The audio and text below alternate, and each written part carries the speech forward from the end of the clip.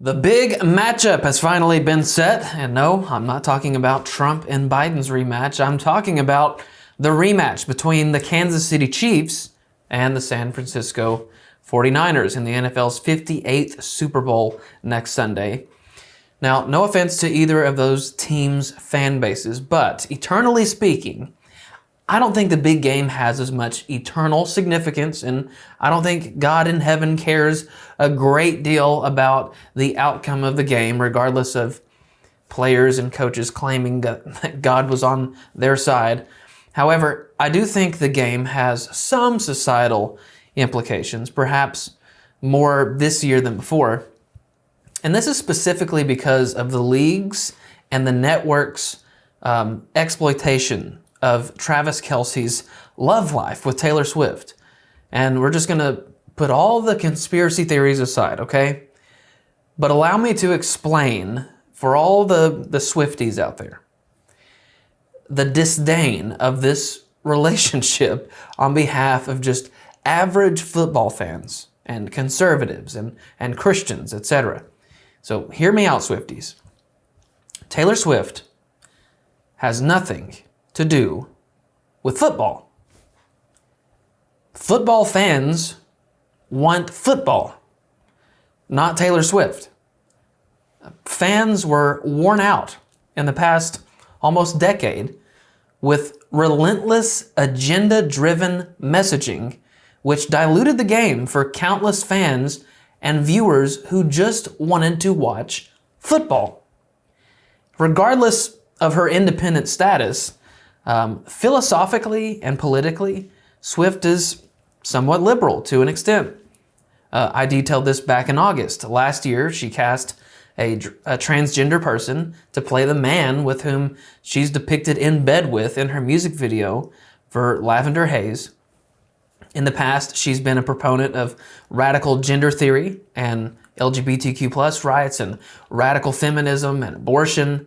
I've described her lyrics as the airings out of dirty relationship laundry, the pop music equivalent to tabloid magazines. And this is nothing new.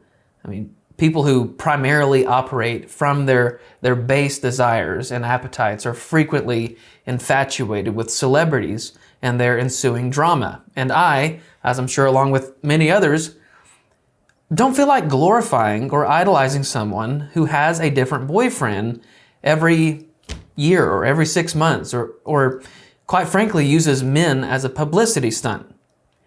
Now, don't get me wrong, we know she's a very talented musician and writer and performer. There's no denying that. I would much rather you listen to Taylor Swift's music than Doja Cat's music, for example. But as is traditional with super mega artists throughout history, they can be quite controversial and divisive. In other words, people either love her or not. I mean, actually, in this case, people are either obsessively enamored with her or they're just indifferent to her. The latter is the side that most of us are on. Now, this same group was also either indifferent to or opposed to the tyranny and controversy surrounding the vaccinations for which Travis Kelce was a proponent and spokesperson. However, there's also this article from the Baltimore Sun that people are talking about. In fact, these people are big fans of Taylor Swift. But this is an opinion piece from Henry Farkas. Listen to this. The piece is titled, "Forget Kamala Harris, Put Taylor Swift on Joe Biden's Ticket." So Farkas says, it turns out that Swift will be 35 years old on December 13th, 2024. Her net worth at the moment is $1.1 billion, so she can afford to take what for her would be a volunteer job. She should seriously consider running for vice president. You might think that this is a tongue-in-cheek recommendation, but think about it. Democracy could come to an end. Well, we've heard that before. In America, if Donald Trump is elected, Vice President Kamala Harris should step aside for the good of the nation. Putting Swift on the ticket will dramatically boost voter registration among Democrats. Dramatically. Nobody has any doubts about Taylor Swift's intelligence. If she starts now, she could learn everything she needs to know before stepping from the entertainment arena to the political arena. Vote Biden Swift in November. Yeah, so just add to that intelligent piece this research from Newsweek, who commissioned a survey of about 1,500 eligible voters in which they determined the following.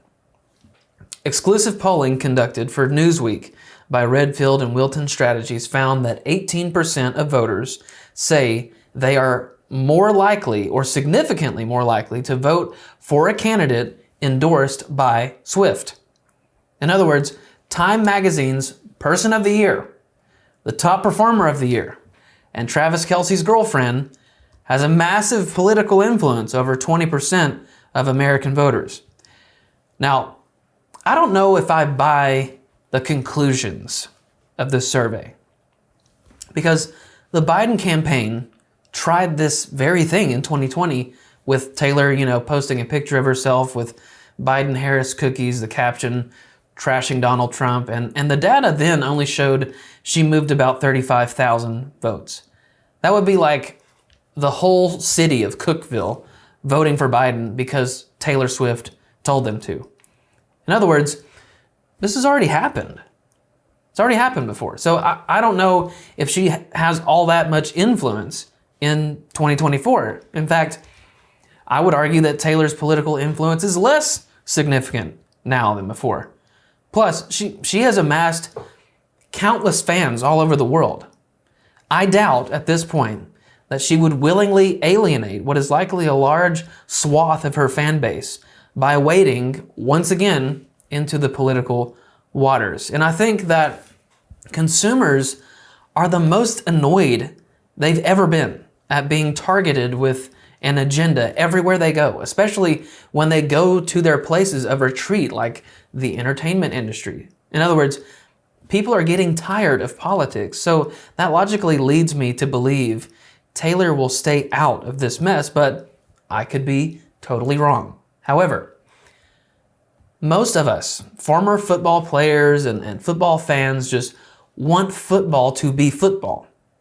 Therefore, an alliance has been born. Football fans, conservatives, anti-establishment, anti-tyrannical, Christians, Republicans, lucid moderates, and Chiefs rivals, we have a deal to propose to the 49ers. And I'm quoting Rogan O'Hanley here. Dear San Francisco 49ers, I know we've all been roasting your city for years, but I'm offering a 2-week truce.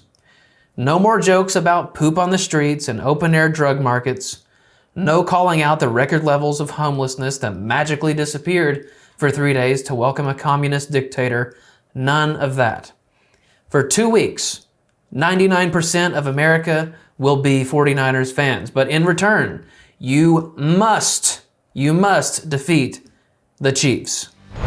One of the best ways you can help our show, other than by sharing the content, is by picking up some We the Free merch at WeTheFreeShow.com.